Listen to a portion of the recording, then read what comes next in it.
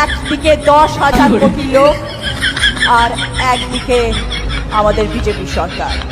কিন্তু রচনাদি এত ভালো স্পিচ দিল, বাপ রে বাপ, আমি 12 বছর সাংসদ হয়ে এত ভালো দিতে পারলাম না স্পিচ।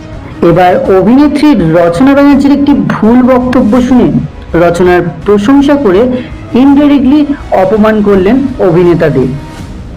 রচনা তার একটি বক্তব্য 10 লক্ষ লোকের দায়িত্ব নেওয়ার কথা না বলে ভুল করে 10 কোটি লোক বলে দেন, যা নিয়ে তিনি ভক্তদের কাছে ট্রোলের শিকার হলেও দেব তার প্রশংসা করে তাকে খুশি করেন।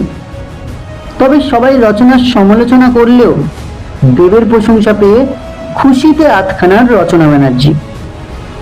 রচনার খুশি হওয়ার মুহূর্তটা দেখে তাকে অনেক বোকা বোকা লাগছিল, তাই তো এই নিয়ে কমেন্টও করছেন অনেকেই। তাদের মধ্যে একজন বলেছেন, তোমার জন্য দিদি নাম্বার 1ই ঠিকঠাক আছে। আর একজন বলেছেন, রচনাকে সত্যিই তো অনেক বোকা বোকা লাগছে। আবার কারোর বক্তব্য, দেবদা ভালোই পারে দেখছি, মিষ্টি কথায় জুতোর বাড়ি মারা, এই আর কি।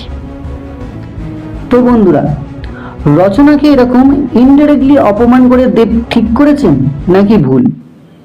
আপনার মতামতটি অবশ্যই কমেন্ট করে জানাবেন। ভিডিওটি ভালো লাগলে লাইক ও শেয়ার করবেন এবং নতুন নতুন ভিডিও পেতে অবশ্যই চ্যানেলটি সাবস্ক্রাইব করবেন। ভিডিওটি শেষ পর্যন্ত দেখার জন্য অনেক ধন্যবাদ।